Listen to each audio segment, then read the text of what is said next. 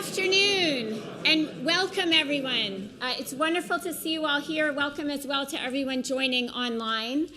I'm Mariah Besharov, Professor of Organizations and Impact here at Said Business School, and I'm honored to be here today to launch this conversation with a wonderful group of panelists and discussion partners. Today's conversation is the first of a series of conversations that we're launching over the next several months as part of our celebration of the 25th anniversary of the business school. Also part of our ongoing Capitalism in Debate initiative, which explores the challenges to capitalism, the shifting role and responsibility of business, and the work involved in leading for impact. Alongside the conversations that are taking place in person, we're also launching today on Oxford Answers a series of written pieces authored by our faculty engaging in these same kinds of issues.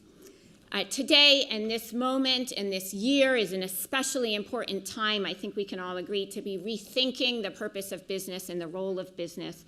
As we're quite well aware, we're facing a number of mounting global crises, the pandemic, the environmental crisis, systemic racism, ongoing economic inequality, and more.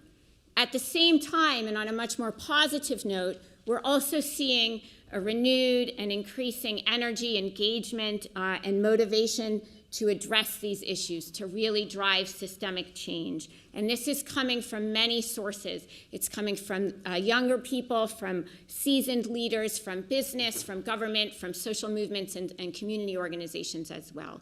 Today's conversation, we hope, will harness that energy, that excitement, that motivation to drive change, focusing in on the role of business in launching and being part of the solution to our global crises, not just part of the problem. Before I introduce the panelists and launch the discussion, I want to take a quick pulse of the room, those of you in the room physically and also those of you joining online. You'll be seeing up on the screens a poll question, so please take a moment and log your response. A simple yes, no will do. Is it realistic to hold business accountable for solving world problems? And as you ponder and log your answer, I'll turn to our panelists and introduce them briefly. Today, we're going to have conversation with Colin Mayer, Emeritus Professor of Management Studies at Said Business School and visiting professor at the Blavatnik School of Government. Colin was the first professor in the business school back in 1993 when the school first launched, and he served as dean of the school from 2006 to 2011. As the school's first academic director, he worked to build from a startup operating on St. Giles in just 2 rooms at the top of a house, a business school that launched its first cohort of MBA students in 1996 with 40 students, then operating out of the Radcliffe Infirmary, which was still at the time, I understand it, an operating hospital. And ultimately, we moved into this wonderful space here at Park End Street back in 2002, where now we're teaching thousands of students a year. Of the course of his career, Colin has not just led institutionally, but also in his teaching and research, leading initiatives on responsible business and the future of the corporation, both here and with the British Academy. Colin did retire this past September, although he's been quite active. You might not know it, that he's retired. He's active here, but also in his role as a visiting professor at Blavatnik, where he's working to promote policy and business practice to support purposeful business. And Colin will focus today on insights and ideas from across his career, but especially on his most recent book, Prosperity: Better Business Makes the Greater Good. Joining Colin today is Paul Pullman. Paul is the chair of our school board here at Said and a business leader, campaigner, and influencer who works to accelerate action by business to achieve the UN global goals. Paul was one of the key architects and leaders of developing the global goals. He also, as many of you will know, served as the CEO of Unilever from 2009 to 2019, and the Financial Times has described him as a standout CEO of the past decade. In addition to serving as our board chair, Paul is currently engaged in a number of other leadership roles, including at the social venture Imagine, the UN Global Compact, and the B Team, where he's working to advance the role of business in positive systems change. And most recently, Paul has co-authored the book Net Positive: How Courageous Companies Thrive by Giving More Than They Take. Paul will today be sharing ideas and insights from that book. Moderating the conversation between Colin and Paul will be Tyra Lee. Tyra is a final year economics and management student here at Oxford Said and also a research assistant at the Smith School for Enterprise and the Environment. Tyra is particularly interested in social impact, ESG investing, and the role of financial markets in advancing sustainability goals. Before I hand it over to Tyra, just one more person I want to recognize and thank, which is Richard Barker, Deputy Dean and Professor of Accounting here at Said. Richard is not with us on the stage, but he is the energy, the imagination, and the orchestrator of this event, and also co-convener, together with Professor Alex Nichols and myself, of the Capitalism and Debate Initiative. So thank you, Richard, for bringing us together for this important conversation. And now, over to you, Tyra, to launch the conversation. Thank you for the introductions, Mariah. So looking at the poll results that have just gone, there we are. We've got 128 saying yes and 48 saying no to this question. For me personally, and I'm sure a lot of people online and sitting with us today in the audience can agree, questions like these really are only the tip of the concerns that we face today. In fact, the task at hand for younger generations in resolving huge crises is daunting beyond words, and one can only imagine what the future of business will actually look like. But after today, we will perhaps be able to understand a little more about what the future of business should begin to look like. Now, with us today are Colin Mayer and Paul Polman, who will undoubtedly, their contributions will help shape our discussion today. So if I could just hand over to both Colin and Paul, maybe 5 minutes to share how, in the context of your books, we can answer this question today.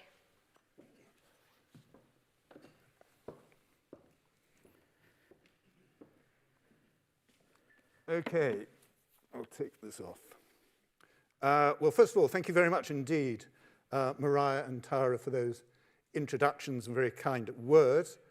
Paul, we've got a little task ahead of us. We've got 3/4 of people reckoning that business should be solving world problems, but we've got a quarter saying no, so we've got to get rid of that quarter, all right? And not only can business solve world problems, it can and must be held to account for doing that. The last year has been a real shock for business. Corporate purpose has gone mainstream. But many businesses see it as just a way of repackaging what they're already doing, a marketing tool, promoting their businesses as being enlightened as well as profitable. The Business Roundtable 2019 statement on corporate purpose as being about delivering stakeholder as well as shareholder value is derided for the failure of the companies involved to live up to their promises. COVID has changed that. What COVID did was to make clear why a meaningful corporate purpose matters. The purpose of business is the reason why it exists, why it's created, its reason for being. A meaningful purpose of business is to solve problems, problems that you and I as individuals, societies, and the natural world face. And to do it in a commercially viable, financially sustainable, and profitable way. The purpose of business is therefore to produce profitable solutions for the problems of people and planet, not profiting from producing problems for either. The problems have given impetus for this. Pandemics and other crises destroy value. They create problems for business as well as societies and the natural world. But for companies whose purposes are to solve problems, those problems become business opportunities. They have been the most successful companies over the last few years because they've been the ones that have been able to pivot to turn the problems associated with COVID into business opportunities. And if anyone still thought after the pandemic that nothing had really changed, then COP26 has put a firm end to that. A combination of Mark Carney's declaration about the commitment of more than $100 trillion of assets under management to net zero, the IFRS announcement of the establishment of a Sustainability Standards Board, the EU taxonomy and Articles 8 and 9 definitions of sustainable investments have made it clear that this is for real. What COP26 did was to shift the spotlight from governments to business. Investors are responsible for how much CO2 and global warming is in their portfolios. They'll also be responsible for the social as well as environmental consequences of getting them down to net zero. A transition that is unaffordable, inaccessible, or imposes burdens on the poorest in the world is simply no transition. That places institutions under pressure to put companies under pressure to deliver fast and fairly. Corporate purposes of solving problems therefore become not just a source of success, but also the survival of business. A way of de-risking them, as well as de-risking the world we live in. There's no longer any other serious game in time. Business is now expected to lead the charge, particularly in Europe, because of what the EU is laying down as the expectations on it. One party that is looking for business to do this particularly is you, the next generation, at least some of you. Looking to business not only to stop causing problems, but to start providing real solutions, finding ways of solving world problems in commercially viable and profitable forms. But businesses cannot solve problems alone. They cannot even do it just collaboratively with each other. They need to do it in conjunction with other parties, with social enterprises, philanthropic organizations, and above all with government. But business-government relations have failed. Public-private partnerships, private finance initiatives, privatizations have been markedly unsuccessful. They've been subject to poor performance, bankruptcies, bribery, and corruption around the world. Government does not trust business, and business does not trust government. The reason for this is a divergence of interest between the two. Business is seeking to maximize profits, government the public interest. But if instead business purpose is about solving problems profitably, then in place of divergence, there's a convergence of interest. There's not just a business purpose, but a common purpose between private and public sectors. Together, business and governments can provide the basis for solving the global problems of the 21st century. Problems of net zero and biodiversity, of economic and social recovery from COVID, of regional disparities, inequality, and social exclusion, of artificial intelligence and the future of work. This is inspiring, motivational, and meaningful for employees, entrepreneurs, business leaders, citizens, and societies of the world. Key to this is a new type of leadership, a form of leadership that promotes collaboration and cooperation, not just competition to solve problems. Cooperation to achieve transformative change that is required to solve problems profitably. This is not just about defining corporate purpose, but a common purpose of societies and firms, a common purpose between business, government, local government, and social enterprise. Key to this is measurement. One of the most significant developments of the last few decades has been to summarize performance of business in a single measure, their share price. It's the single driver of the largest businesses around the world. Where companies are private and not listed on stock markets, it's measured by profits. Share prices and profits are together embedded in business practice and financial investment. They are clear, precise, observable, and actionable.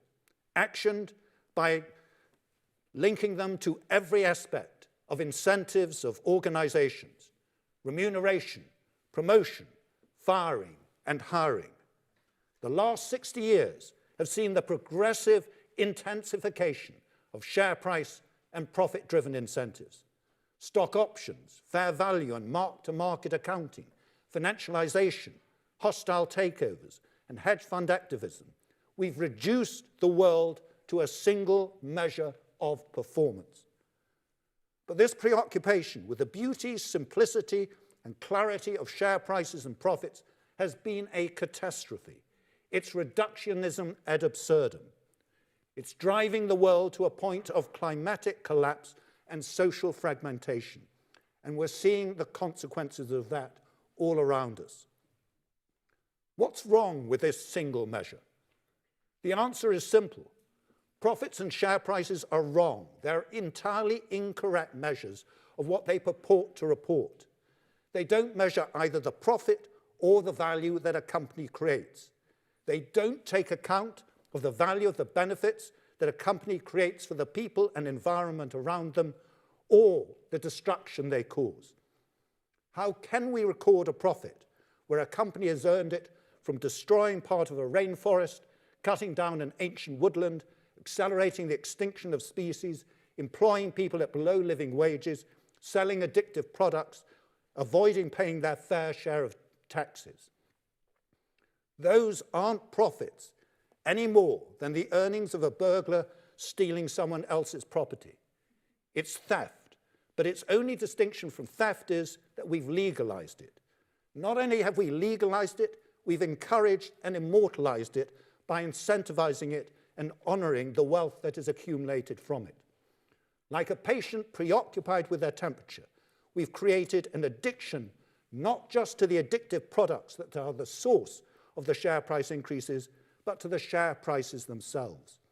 Furthermore, we've gone on to suggest that anything else is a muddle, confusion, impractical, and inefficient distraction from the simplicity of share prices and profits. How could we possibly have got to this point? I could give an economic answer, and it'd say it's the beauty of the economic models that has driven a false belief in the power of competitive markets, the efficiency of finance, and the ability of regulation to constrain bad behavior. I could give you a sociological answer and talk about the power of vested interests in preserving the status quo, where a small elite benefits at the expense of others and the natural world. I could give you a historical explanation in terms of our enthusiasm for Adam Smith's Wealth of Nations, while forgetting his theory of moral sentiments. But there's a more fundamental reason. We've forgotten why we are creating and running businesses. It's not to profit. It's to solve problems that you, I, societies, and the natural world face, and in the process, to produce profits. And profits are essential. They're the lifeblood of business. Without them, we do not have the investors that are needed to resource the solving of problems at scale. But profits are not the purpose. They are the product of purposes of solving problems. It's a simple confusion of cause and effect. Solving problems are the cause, profits are the effect. We need to incur the full costs of avoiding, mitigating, remedying, and compensating for any problems that we cause. But even that is not enough. It's no longer enough to avoid causing problems. Net zero will not do. The crises have become too great. People are looking to business to proactively solve problems. As Paul Polman says in his wonderful, inspiring book, it's no longer just about being net zero, it's about being net positive. It's not just the costs of avoiding detriments and problems that companies need to incur, but the costs of solving problems. That is what defines a true profit of a company and shared value as well as share value. To sum up, purposes of solving problems profitably, not profiting from producing problems, should be at the heart of business in the 21st century. Inspiring transformative leadership, promoting collaboration and cooperation should be driving that and embedding it throughout their organizations. Governments should be determining common purposes of solving the major challenges of the 21st century. Businesses should be partnering with government in delivering it. They should measure their performance against it and be held account for doing it. That is what this coming decade will be all about, and anyone who is not on it will be out of it. Thank you.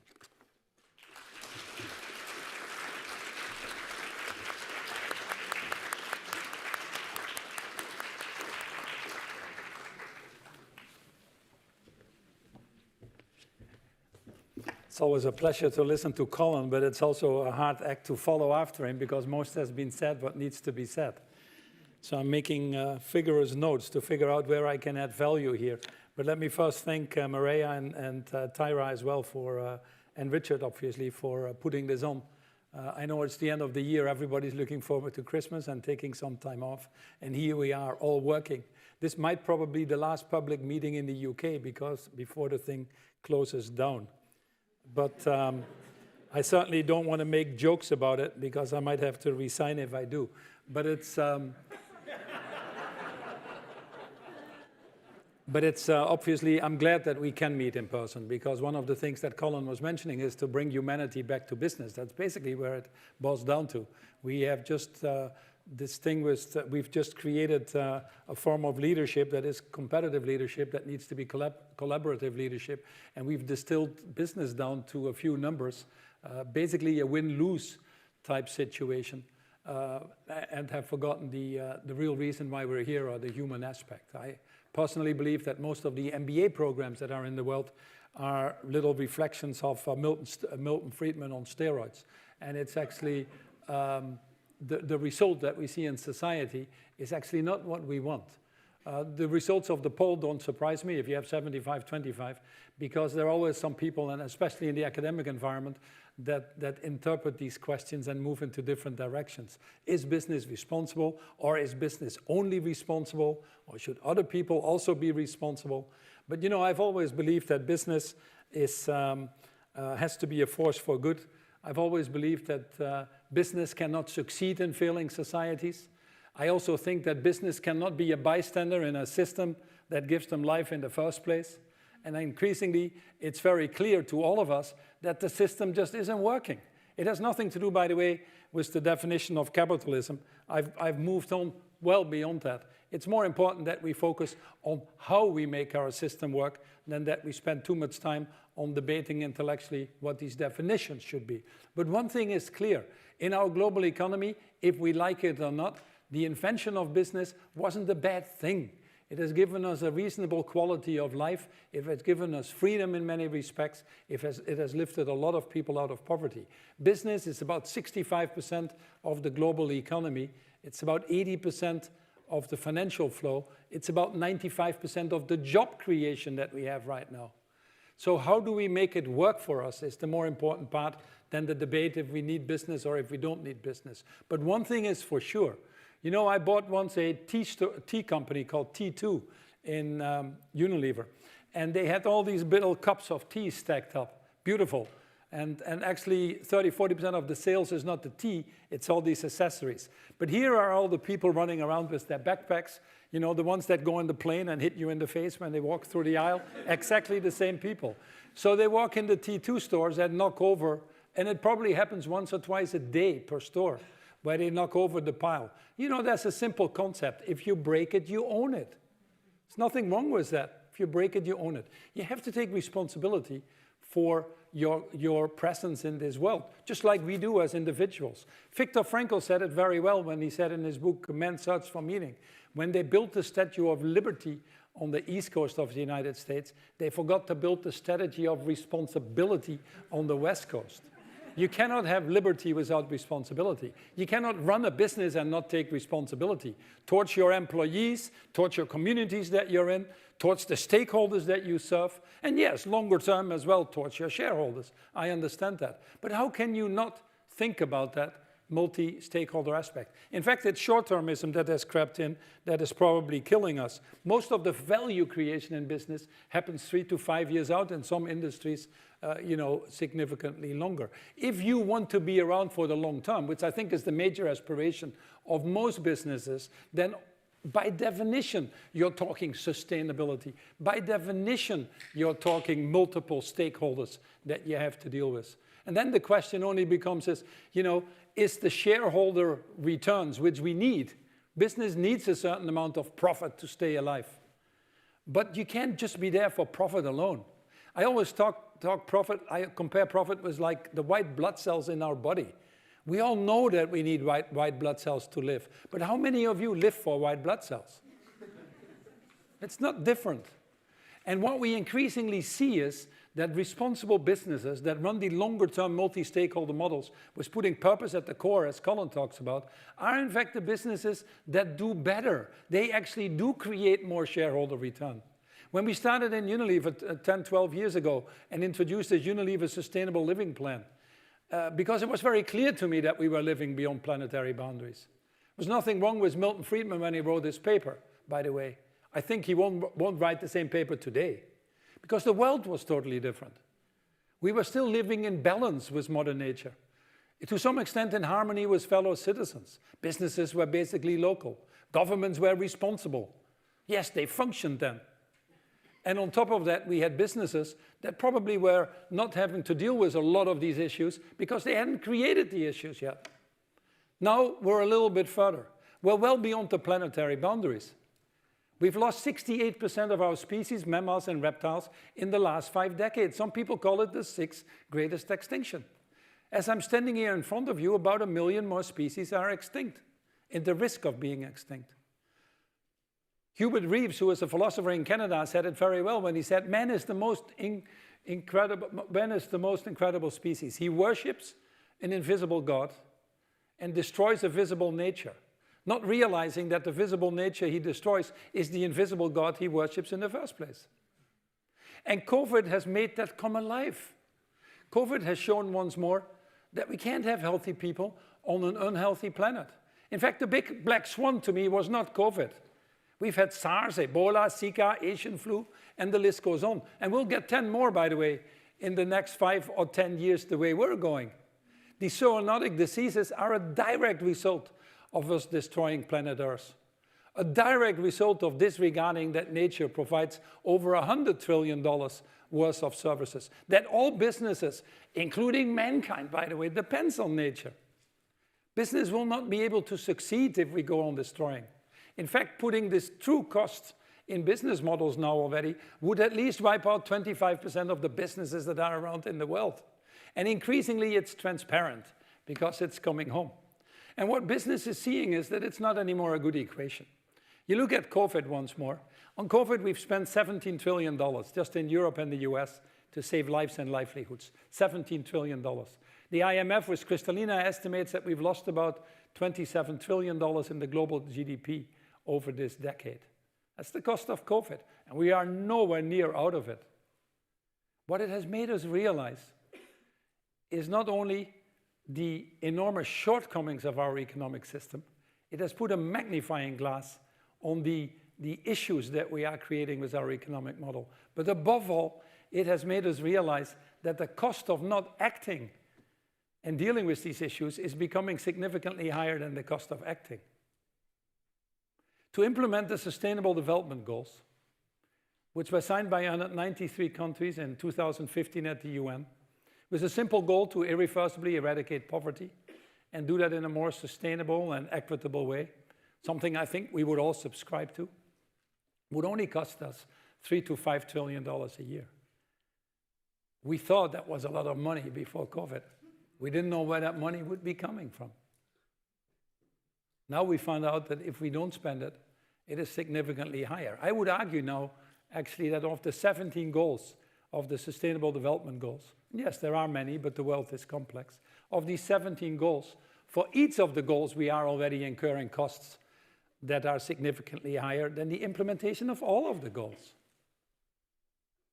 You take goal number 16, which is peace and justice, deals with corruptions, absence of wars, all the other things. We're spending currently 8 to 10% of our global GDP on conflict prevention and wars. Most of them have their origin in not attacking these issues in the first place. Climate refugees at the end of this decade will be over 1 billion people at the rate that we're currently going. Think about what that does to all these things. There are only 6 countries in the world where women have the same rights as men. My native, the Netherlands, not included in that, nor the UK. Goal number 5 is gender equality. Just giving women the same access to education, land rights, or financing would unlock the global economy, according to McKinsey, by well over $25 trillion. Our food system is probably the most bizarre system in the world. If you come from Mars and you've never been here, and you look at the way we produce food to feed ourselves, you think we're nuts. We certainly don't have the right to call ourselves the most intelligent species. We're cutting down the forests of this world, the lungs. We're keeping the smallholder farmer as poor as we can. That's where most of the people live, by the way, the monocrop farmers, in poverty. The 160 million children stunted every year because we don't give them enough nutrition. We have the audacity to waste 30–40% of the food, as if it's nothing. And then on the other side, we are creating the biggest epidemic the world has ever seen with diabetes too, where we have 2.5 billion people overweight or obese. But it's working for us. How long still? And at what cost? Business is starting to see now that the true cost of food is probably 2 to 3 times higher than the prices we pay. But it's become unsustainable. When 2/3 of your land in the world is degraded, when you have more plastic than fish in the oceans, when we continue to value a dead tree more than a tree that's alive, we're killing the goose with the golden eggs. The music stops playing, and we're at that point, if we like it or not. But what's the most attractive thing for business? That we've rapidly moved as a result of that, not anymore from a risk mitigation point of view or a reputational, to seeing this as an enormous opportunity. For anybody with a normal set of brains in the Netherlands, you just need elementary school for that. When the cost of not acting are higher than the cost of acting, it becomes very attractive to start to act. In Unilever, where we moved 100% to sustainable sourcing, green energy, tried to give everybody living wages, what we found out was actually that we could run the business better also for the shareholders. 300% return over 10 years, every year growing top and bottom line. The brands with the highest purpose that truly tried to address issues like open defecation. A brand like Domestos, building 100 million toilets. Or Dove with women's self-esteem, making sure that everybody has the same opportunities in life. Or a simple brand like Lifebuoy bar soaps, helping a child reach the age of 5 in a world where still 4 million children die every year of pneumonia, of diarrhea. None of your children. But these are enormous solutions that you provide that are enormous opportunities to the development. And they're profitable. Our brands that had a higher purpose were growing faster and were more profitable. So it started to click. Where are we today? 12 years or 13 years ago, when we started this journey, we had a lot of skeptics and cynics, also in the financial market, in the press, the vested order. Of course, that's the easy route to take. Any change you drive has resistance. If it wouldn't be real change. It's always easy to stay on the sideline and wait if it's going to happen or not, or to be cynical or skeptical. But fortunately, we move forward. But now the world has moved on. We now have data coming out of our ears that more gender-balanced boards are also giving better results, that companies that give each and everybody an opportunity to rise to their fullest potential, have more engagement, are probably a better employer brand. It has to translate in results. You can show it with the hard facts. We also see that companies that take responsibility of, let's say, their carbon emission in their total value chain and want to mitigate that are companies, yes, that are probably better run, but also have a higher profitability once more. In fact, Harvard did a study on the weighted impact accounts with George Saracen, and the study showed something very interesting to me. They looked at about 3,500 companies, and they looked at it by sector to make it comparable. And what they found was that companies within a sector, let's say oil or shipping or food sectors, but the companies within a sector, the ones that actively started to address these negative externalities, had a higher market value than the ones that didn't. Whilst the conventional wisdom is, if society pays for it, if you can discharge it, you know, I should be more profitable, I should be better, my shareholders should be better. Not at all anymore. What was this non-materiality that Colin talked about, this single-minded, myopic focus on profit? The financial market already today is smart enough to factor in these issues of environmental and social capital. And it's already starting today to reward, not every company, but in general, to reward companies that actively attack these negative externalities. So it's not anymore time to talk about the why. I think science has spoken. I think the facts are there. But where people struggle is to do the how. This is a change at the scale of the Industrial Revolution and the speed of the technological revolution coming to us at the same time. If you're a CEO right now, you're like this. You can hardly breathe. So many of the issues that they need to deal with are issues that require system changes that no company alone can do. And normally it would be happy to trust governments, but multilateralism is broken. Because we haven't addressed these issues, we've elected populists, nationalists, xenophobics. We've never had so many idiots in governments around the world than today. You might like it or not like it, but I think most of you would agree with me. And they don't have the courage anymore. Election cycles have become shorter and shorter. So what's the answer? Be cynical?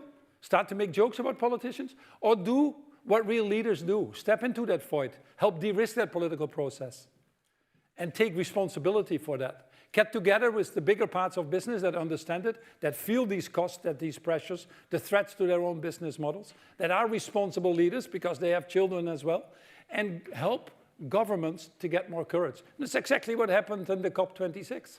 If you wouldn't have had this enormous participation of the private sector, not only the private sector, I'm glad that the young were on the street as well, 40,000 strong. But if you didn't have that strong participation of the private sector, we wouldn't have the governments being courageous. And they're still not courageous enough. But at least they've decided to come back next year. At least they've decided to set the bar higher. But we'll keep the pressure up because it's in our interest. Ultimately, it's in our interest. So what this book talks about, and I'll stop here, we call it Net Positive because it's indeed World Overshoot Day this year was July 29th, which is the day that we use up more resources than the world can replenish. You could make an argument that after that day, every day after, we're stealing from future generations. If you want to be part of that, sign up for it. But then have the courage to tell everybody that you're in a position to make this a worse world and that you don't want to give chances to future generations. But net positive companies understand indeed that it's not anymore good enough to be less bad. I used to murder 10 people, now I only murder 5 people. I'm a better murderer. It just doesn't work. And it certainly doesn't work anymore. So we need to start thinking restorative, reparative, regenerative, just like nature does. It's given us the examples. And any company that starts to do that consistently in all of its operations, I think will be well placed for the future, because those are the companies that we're going to embrace. Any company that denies that, I think is already heading to the graveyard of dinosaurs. I certainly wouldn't want to have them around.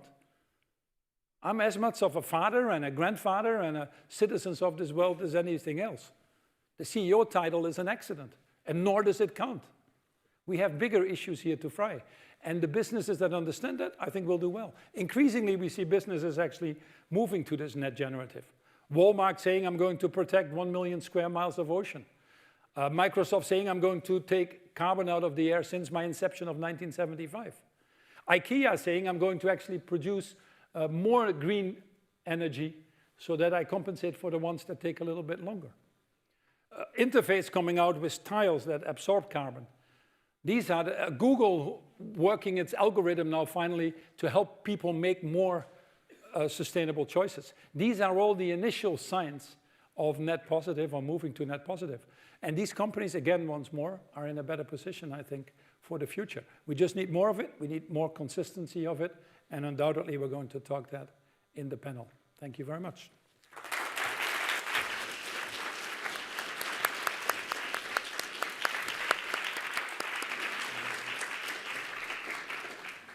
Now, to get our discussion started, I've got some questions for both of you before we move on to opening up to the floor, both online and in the audience Q&A.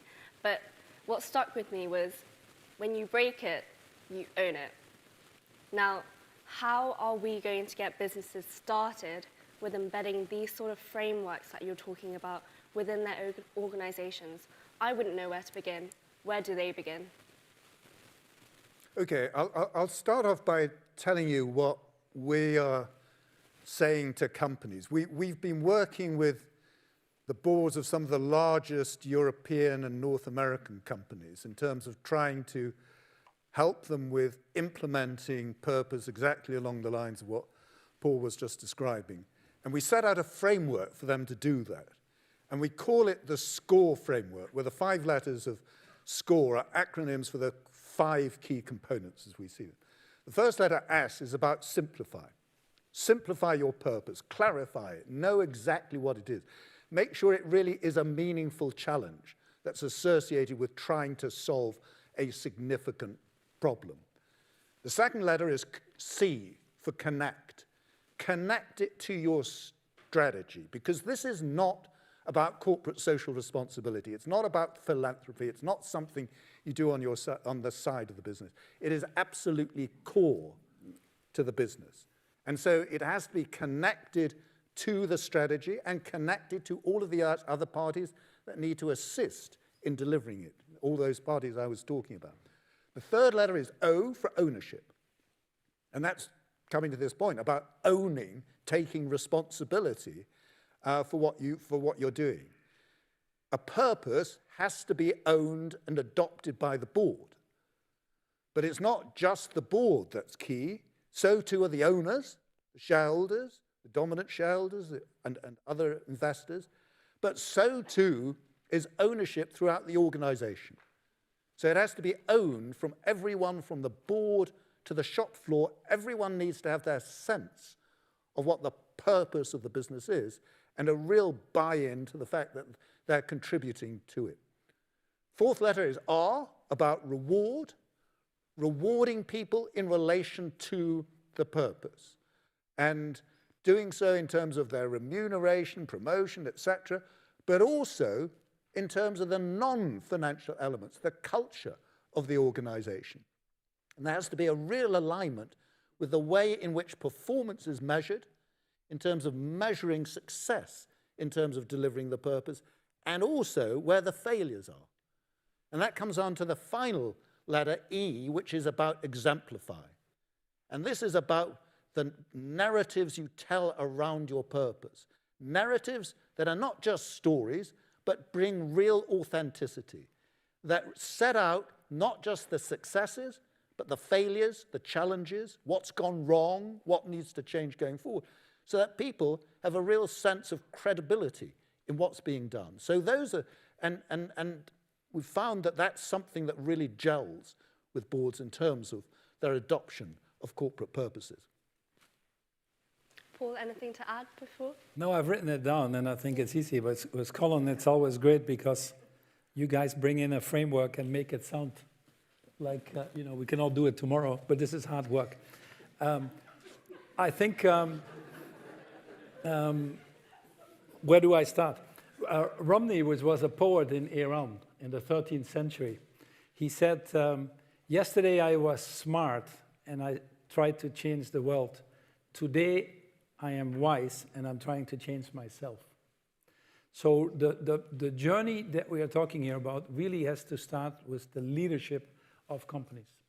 And they have to create an awareness of what's going on in the world. They have to listen and be out there with all of their constituents. But if they don't find their purpose, their reason for being other than making money, I wouldn't spend too much time on them myself, because I've discovered that there are enough who want to and want to have help to move forward, that the others will be isolated over time. So I've moved on from my original thinking in that respect. But the most important thing that we need to do is have the leaders have courage. Courage to take responsibility of your total impact. Courage to set targets that are needed, not targets you can get away with. Courage to work actually in partnership, where you're not always in charge or might hear the inconvenient truth. So it starts there. Then the second thing is really have a total impact assessment of your business and measure where your impacts are across the value chain. Then you will find out, for example, on climate change, that far more impact is in scope 3 than in scope 1 or 2. So if you don't take that responsibility, you're not really doing your job. Then you set your targets and you make them public. And again, I would say these targets, you have to feel uncomfortable. If you don't feel uncomfortable nowadays with targets, these targets most likely aren't good enough. But you don't need to have all the answers anymore. You just have to say, sorry, this is what the world needs. I need help, I need partnerships, and I think you'll become more human in doing that. So these are the normal change processes. Why can businesses not escape this anymore and how they get started? It's because I think the regulatory environment is moving very fast now. We have the European taxonomy coming in. We have the Sustainable Standard Board that was launched at the WEF. We have the SEC in the US coming in. Before COVID, we had 9 countries putting into law the Task Force of Financial Disclosure on Climate-Related Risk.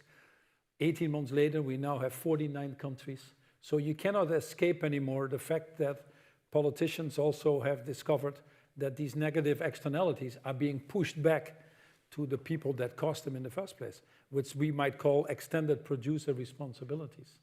So businesses would do very well and would be wise, I think, to pick up on these signs and run ahead of it. I always say it's better to make the dust than eat the dust. And the ones that run a little bit faster will actually position themselves better within this very competitive and fast-changing landscape.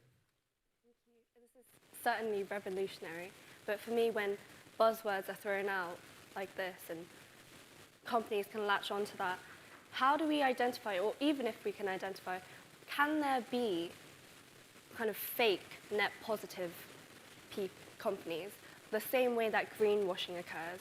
And if so, what are the mechanisms that we can identify to incentivize and really reward those people that are doing it right and to punish those that are doing it wrong? Yeah, I can start on that one. I don't think, there is enough of a positive incentive building. A race to the top is always better than a punishing race to the bottom, I find. And I think it's also better to get people along by showing them the opportunities, etc. When things happen, like ESG coming in or climate change becomes an issue, then it's quite normal that 1,000 flowers bloom and that people have different standards and different definitions. Some have a little bit farther horizon where they make a claim, 2050. Others are serious and do it in 2030. But the good thing is everybody talks about it. Everybody is thinking about it.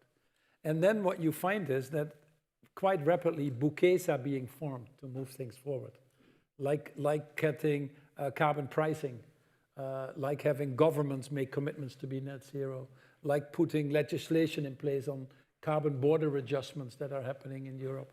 So bit by bit, you tighten that screw to be sure that you don't get the free riders. And this is why you ultimately need governments to put the right rules, regulations in place. I don't think the market mechanisms alone are sufficient to solve these issues in the time frame that we have and with the speed and scale that we need. The other thing you can do nowadays fairly well is transparency. There is few places to hide now. When people said, I was CEO for 20 years and I had my management team on the beach in Florida, and finally I got a daughter from my third wife and I discovered that there were no women, so I needed to work diversity. You wonder, where have you been? But there are still people that talk that way. Nowadays, you have that immediate transparency and can see what is going on. We have a company that I just looked at the other day, which is called Earthwatch, which can now see on the square meter with precision cameras from space. They can see on the square meter, everywhere in the world, what the methane emission is or the CO2 emission. They can see if it's deforestation or not. They can link that to concessions, if it's legal or not. So I think they're putting these systems in place to drive that positive behavior, putting the frameworks in place that force people to disclose, are still the best mechanisms to get that race to the top going. Let me just take one of the, I think, most challenging and impressive books alongside Paul's that I've read this year, that's come out this year. It's by Patrick Radden Keefe, and it's called Empire of Pain. It's about Purdue Pharma. and the Sackler family. It's about one of the greatest tragedies that's happened this century in terms of the impact of business on killing literally hundreds of thousands of people. It's a company that produced OxyContin, which is a pain-relieving drug. And it's very interesting what Patrick Redden-Keefe has done in that book in terms of setting out the mindset behind the family in terms of why did they do this? Why did they go on producing a product that they knew was killing hundreds of thousands of people? And if one looked behind the justification, it was that they saw their company as doing something that was of extreme value. It was producing a product that relieved people who were in extreme pain. And it did that. But unfortunately, it was also a drug that could be used by addicts as a way of getting a very quick high. And that became evident after a not too long period after the drug was being sold. So there was a company and a family who thought that they were doing something that was of real positive value. But the real problem was that once it became clear that there was also a real problem, that was not accounted for and not dealt with. And it comes to the heart of your question. What is it that should happen to avoid these negative consequences, these really detrimental environmental, social consequences that Paul's been referring to? Or what happens in a case where a company clearly creates a major disaster? Well, obviously the answer is it shouldn't deny it. It should recognize it. It should respond.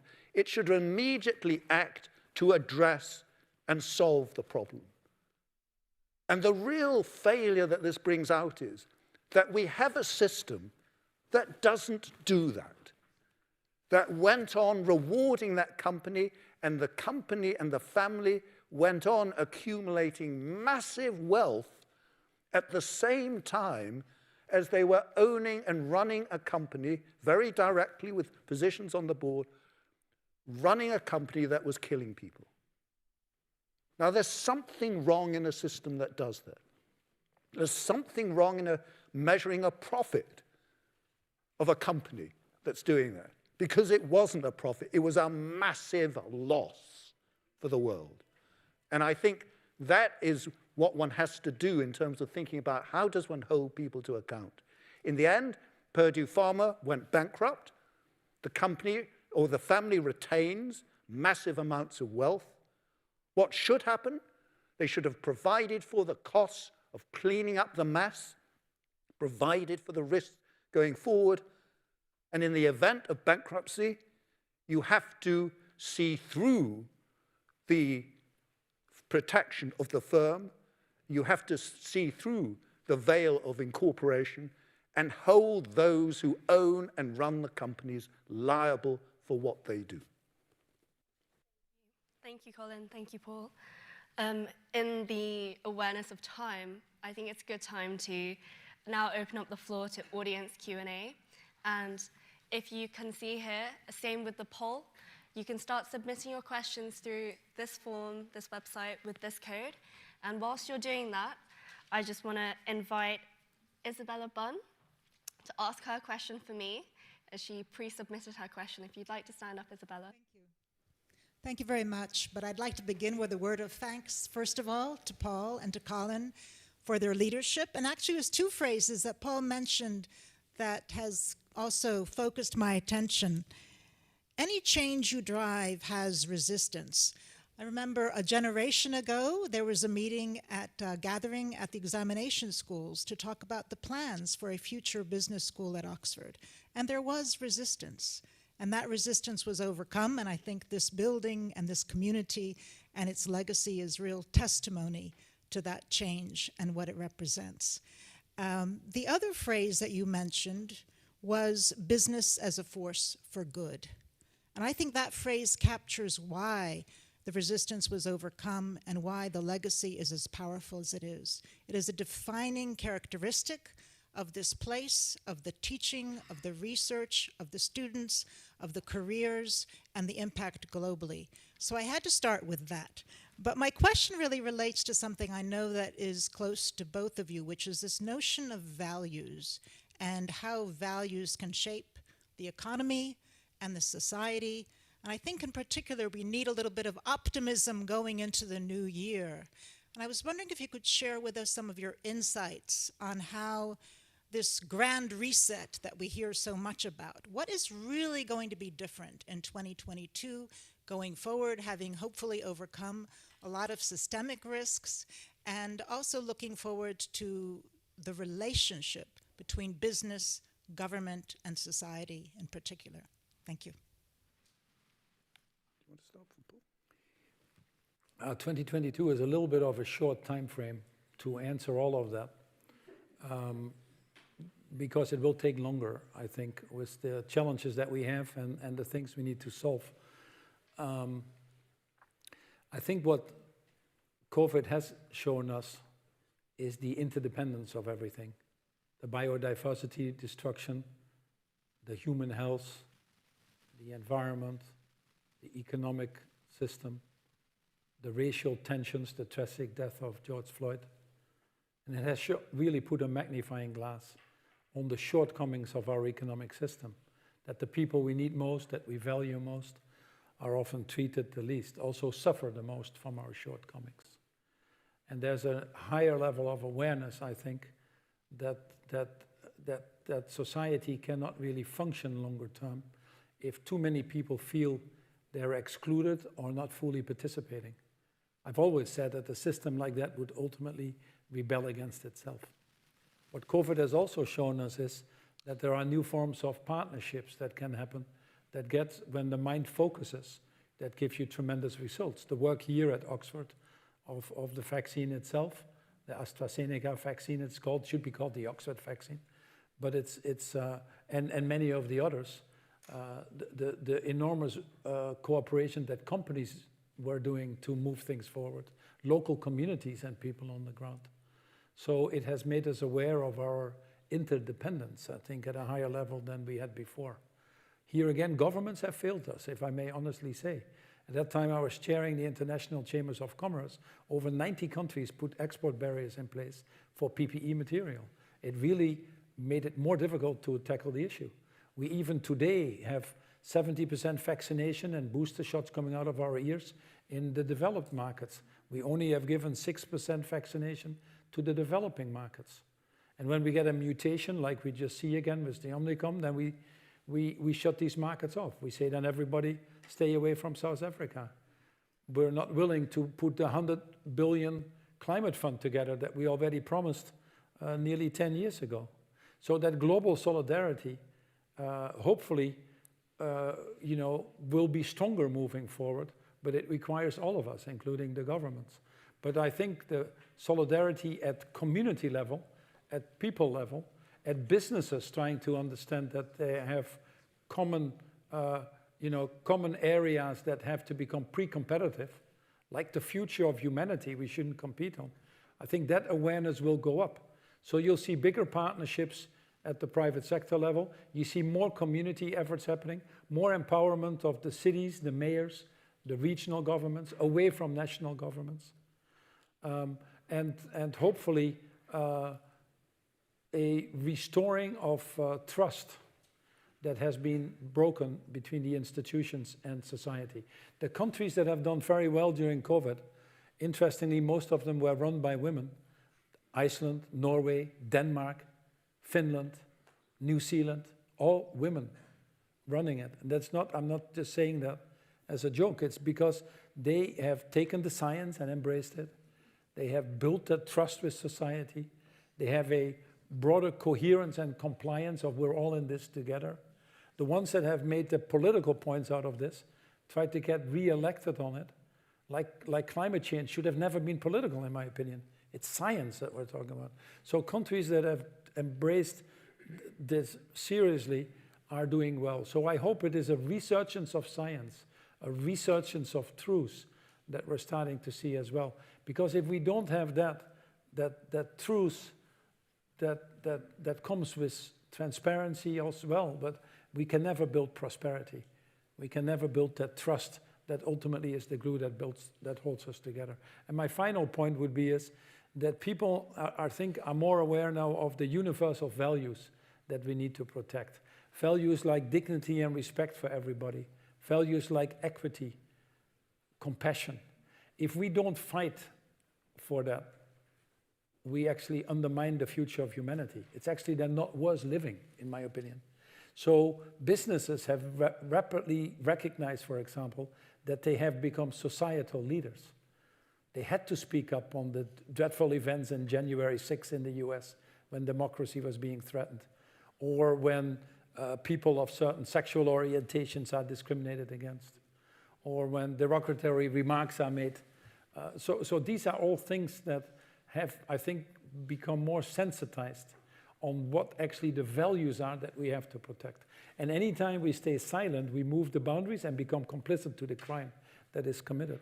So I'm hopeful, actually, that we have not only a healing in our economic systems, where I think the forces, economic forces, are driving us, where we just need to accelerate, but that we also have a healing in our moral systems, that the healing between all of us as citizens of planet Earth first and foremost, because that's nearly the precondition to be successful on the economic part that we've been talking.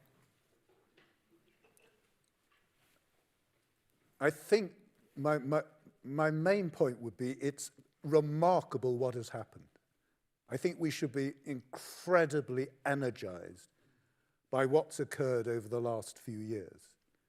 When I produced my book, Prosperity, in 2018, the notion of a corporate purpose as being anything beyond shareholder value was still very difficult to communicate. Now it's widely accepted. And that's a fantastic change in a short period of time. But at the same time, there's a need to recognize why that is so important in terms of the values that you were referring to. The traditional economic view of man is that we are greedy, selfish, and lazy. It's not true of all of us, but that's the view of an economist. You're talking about man, really. Exactly. That's precisely what they're doing. Now, what we have come increasingly to realize is that actually we're communal animals. We thrive from working, living together, from respecting each other, from promoting that notion of community. So the individualism that underpins economics has been very unfortunate in terms of undermining that sense of community and society. And that is what we're beginning to recognize we have to recreate. And it's particularly important in relation to the sorts of political challenges that the economic model is posing for us. Martin Wolf last week gave a very interesting talk here in Oxford on what he terms democratic capitalism, where he's saying that there are two parts to our systems, one of which is democracy, which is basically pro-equality, it's one person, one vote, and capitalism, which is about inequality, about one share, one vote. And one of the major problems that has occurred over the last few decades is the growing divide between the two. That we have had business increasingly focusing on wealth creation, which is creating massive inequalities that the political system no longer can cope with.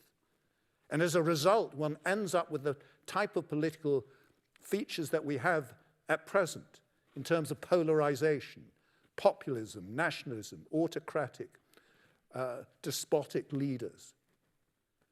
And that's a reflection of the fact that there's a certain amount that a democratic system can do in terms of equalizing the forces that are underpin an economic system. But there comes a point when it cannot cope. It breaks down. And we're at that point. And there are two ways of responding. One is to say, well, we have to find a way of reforming politics.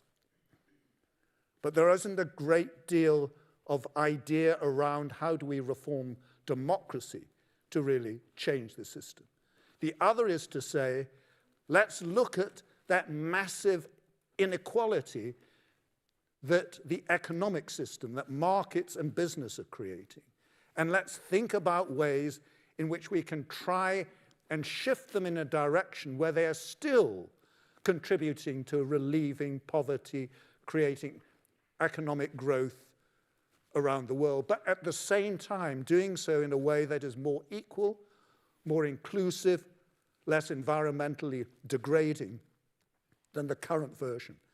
And that is one of the reasons why I believe that this is such an urgent agenda, because it's not just about our climatic survival, it's about the survival of our political system as well.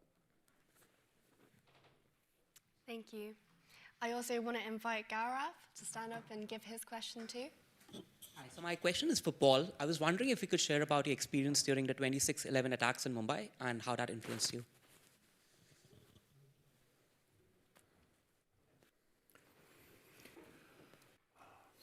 So I think Colin referred to purpose and how you cannot be a purposeful company if you don't find your own purpose. You cannot be a sustainable company if you are not sustainable yourself.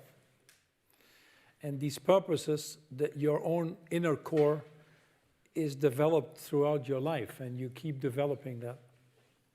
Never stops if you're smart enough. It depends where you were born, the values you got from your parents. You know, I was very lucky that I was born in the Netherlands, 1956. I always thought it was a long time after World War II, but the older I get, the more I realize how close that was to World War II. My parents, their education was taken away. My father was 15 when the war started, 20 when the war finished. He was in hiding, he had to work on German farms, but his high school was gone. So he ended up in a factory. He had 6 children, and his only goal in life, running 2 jobs, dying at the age of 65, was to ensure that there was peace in Europe, that the communities functioned, that we would get education. And by sheer luck, I was born in the Netherlands, where the education is provided by the government. I wouldn't be sitting here talking to you. I'd probably be working in a factory as well. So I won the lottery ticket of life without doing anything for it. So I've always felt that if you belong to that 5% actually of the population that has won that lottery ticket, it's your duty, it's your obligation to put yourself to the service of the other 95%. And then your life has crucibles all along on how your purpose develops and where you should focus on. I worked in Newcastle, where I, for the first time in my life, saw second-generation unemployment. Shipbuilding, steel, coal had all gone belly up.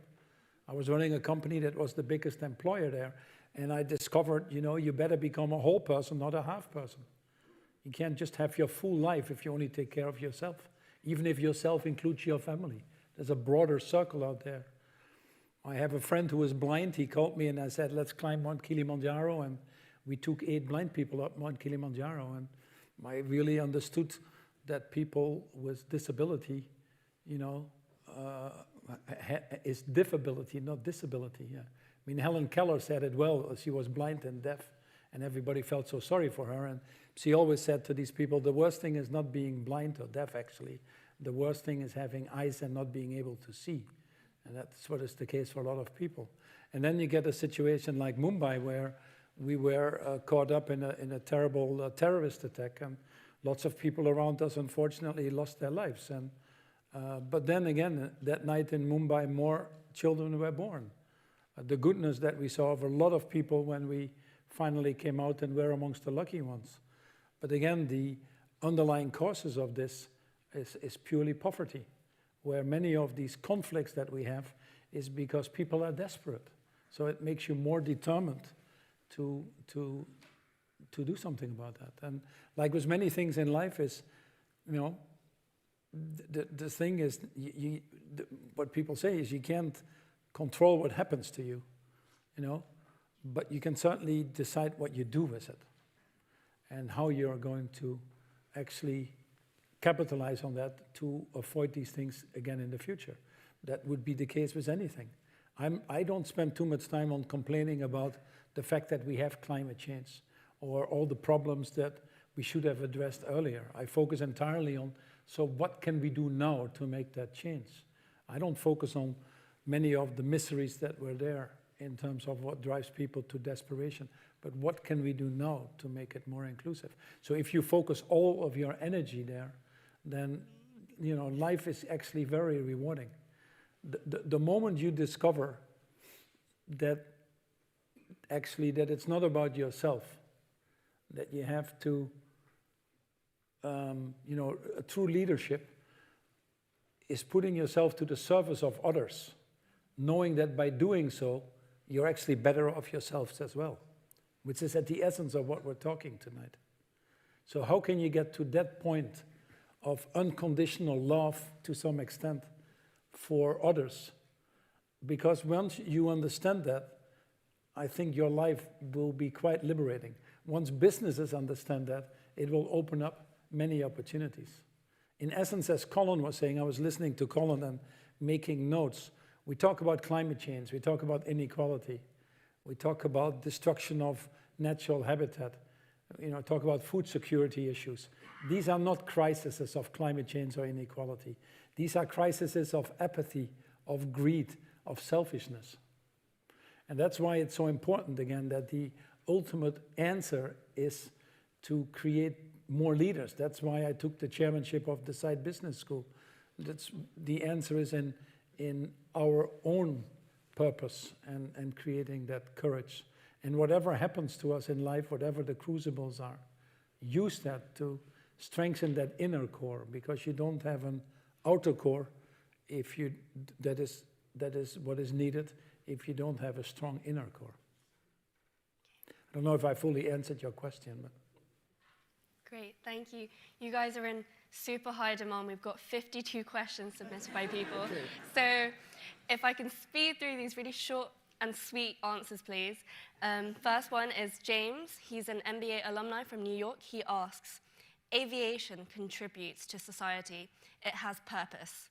But there is no technology that allows it to be net positive. What now? What I can quickly say is that with concerted efforts, the aviation industry has made a commitment also in Glasgow, coming together to be net zero by 2050. IATA, which is their main organization, which has not been the most progressive, even has made that commitment. We now have airlines like Delta or KLM or others, airports, etc., that are making net zero commitments well before that. I think with a concerted effort, we could be surprised how quickly we can have hydrogen at $2 per kilo. Technology we always underestimate how quickly we can get technology. And we've certainly seen that with green energy. In 2014, the International Energy Agency in Paris said that you could get solar and wind at 5 cents per kilowatt hour by 2050. We actually achieved that in 2020. And I just came from the Middle East yesterday, back from meetings, but there already solar is 1.5 cents per kilowatt hour. So 30 years earlier at a significantly lower cost. I think the same will happen with aviation, that we will find ways, and I think with concerted effort with these partnerships that are being formed, to slowly but surely, within the time frame that we have, turn this into a net positive industry. If not, that would be the end of aviation. Indeed. Okay, I don't have a name for this one, but very interesting. Practically, how can businesses partner better with public organizations and vice versa? What needs to change or be promoted to create the changes that you advocate for?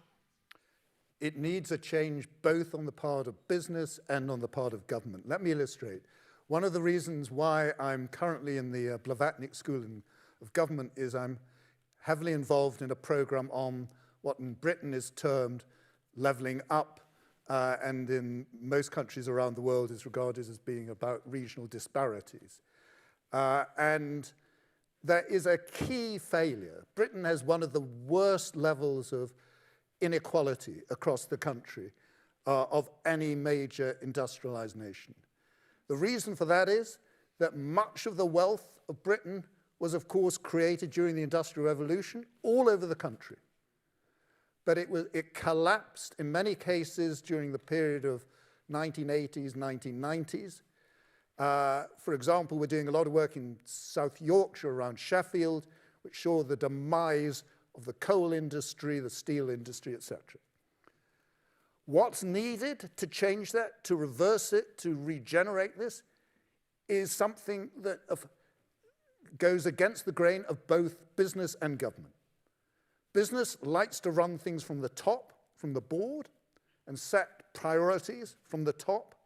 Governments like to run things from the center, from Whitehall. Investors like to control things from financial markets, as in the City of London.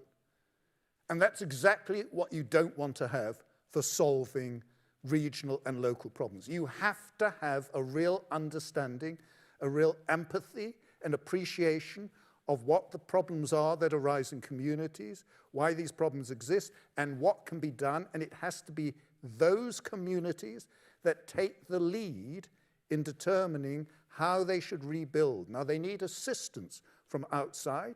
They need the money that's in London to connect with what's going on in the regions. What they don't need is for either the City of London or Whitehall to tell them exactly how to do it, because they don't know. That's been a problem of regional policy in Britain for the past 60 years and in many countries around the world. You have to devolve control. You have to trust people lower down in organizations, in governmental bureaus. You have to trust people. You have to give them the skills to be able to do it. You have to instill the values that are associated with the purpose of what you're trying to achieve.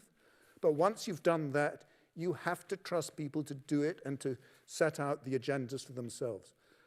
And that is what I think is a clear indication of how both business and government have been failing to identify ways of solving and therefore ways of working together, because it needs a common purpose between business, government, and societies at a local level as well as a national level to identify what the problems are and how to solve them. Thank you. I've got another question here that is unnamed, but how can we incorporate sustainability into financial reporting and FTSE metrics? I think it's starting to happen. Many people were worried about many of the financial industry making claims of ESG funds, and then when you peel the onion, it might not quite fit the description that people were expecting. So the European taxonomy now is coming in with quite some clear regulations on ensuring that that is the case. We are now finding out, for example, that in Glasgow, $130 trillion with the Glasgow Financial Alliance of Net Zero makes commitments to make their portfolios net zero. But, you know, are they really moving things forward at the speed that we need, which is really by 2030 having major actions, etc.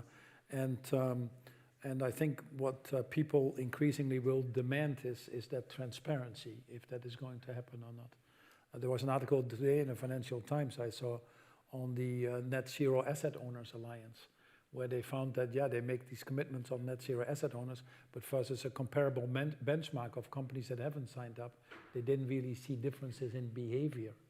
So it's not good enough anymore to make statements. It's not good enough anymore to sign up. We have to hold people then accountable to delivering.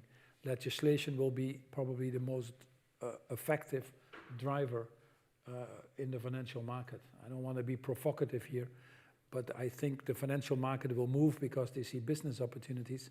They will move because legislation comes in, but it's hard to get them to move on morality alone.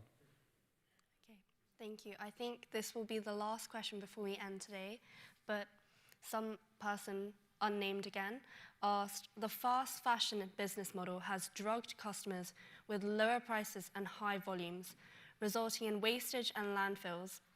Isn't customer expectation a problem, and how can one go about it? You want to start?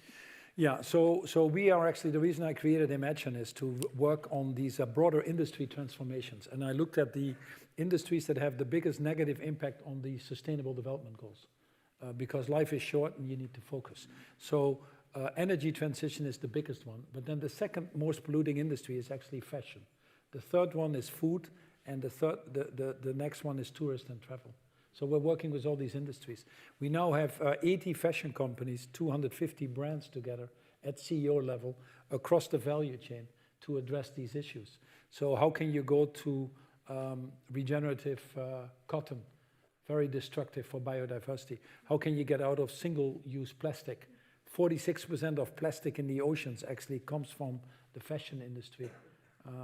So how can you internalize the Paris climate agreements into the industry? The industry now, for example, they're all too small. It's a very diluted industry. But now they've decided collectively to buy green energy, for example, and do purchasing. A typical example of pre-competitive now, because the future of humanity. But ultimately, you need to put, again, the frameworks in place. In France, we've worked with the government on a circular economy package during the G7 when we launched this initiative, specifically around fashion.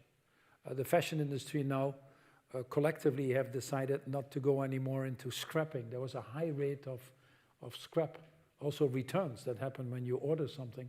You order 3 items to your house now with Amazon, and you return 2, they get scrapped. I mean, it's amazing what we're doing. So, you know, only, take this statistic as my last statistic, but only 9% of things we produce in the world is reused. 91% gets discarded. And fashion, we've moved to 52 seasons. And so the responsible fashion companies are moving out of seasons, actually. The industry are setting higher standards on scrap and transparency. But ultimately, they need to answer this question where it boils down to is, you can't have infinite growth on a finite planet. And anything you can do forever is by definition unsustainable. So how can these industries try to develop these business models that decouple that growth and prosperity from the use of their resources? That has to be the answer for every industry. And it can only come from, as Colin says, if we broaden the definition of success from producing more stuff, i.e. GDP, to overall health and well-being, and start to reward quality of education, quality of air, absence of crime, and many of these things. And businesses that start to factor in this overall broader definition of quality of life, if you want to, this overall health and well-being measure, will do well. Companies that cannot break this pattern of consumption and resource use, I think, will increasingly be isolated. And that's what you start to see happen already, to be honest. We simply don't have more resources. We can't keep digging and digging and digging and then putting it in landfills and oceans and incineration. It just doesn't work anymore. Let me just add one final thought to this. I know we've got to close. And the general point that I think underlies that question is, how can we really move in this direction if at the end of the day, consumers want to have the cheapest products, that they're not particularly concerned about how those products are produced. They want to have things that are the latest fashion, irrespective of what goes into making them. The answer is that we are beginning to create the technologies that allow us to inform consumers in a way in which in the past they have simply not had the basis on which to make decisions that take account of these other factors. As we start to become consumers going forward, we will have access to information about the nature of the constituent ingredients of products, the methods of production, that will make it much more straightforward for us to really take a view as to whether or not we're willing to go on purchasing products that are destroying our environment. And that is going to have a very significant effect on the way in which consumer behavior is going to influence things going forward. Thank you so much for your contributions, both Paul Polman and Colin Mayer. Now I just want to hand over to Mariah to end off for us. Excellent. Thank you.